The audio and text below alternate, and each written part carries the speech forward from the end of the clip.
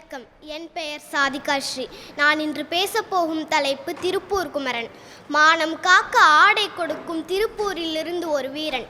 திருப்பூர் குமரன் ஒரு இந்திய சுதந்திர போராட்ட தியாகி ஆவார்.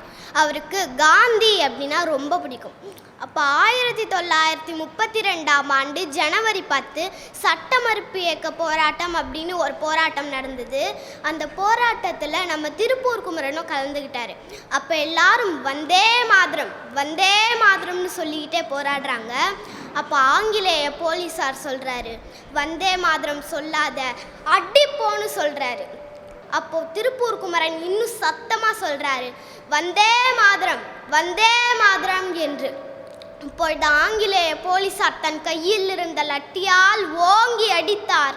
மண்டை உடைந்து ரத்தம் வழின்றது. மயங்கி கீழே விழுந்தார். இறந்து போகும் நிலைமையில் கூட தன் கையில் இருந்த தேசிய கொடியை அவர் கீழே விடவில்லை. அவர் அந்த கொடியை காத்ததினால் அவருக்கு கொடி காத்த குமரன் என்று பெயர் வந்தது.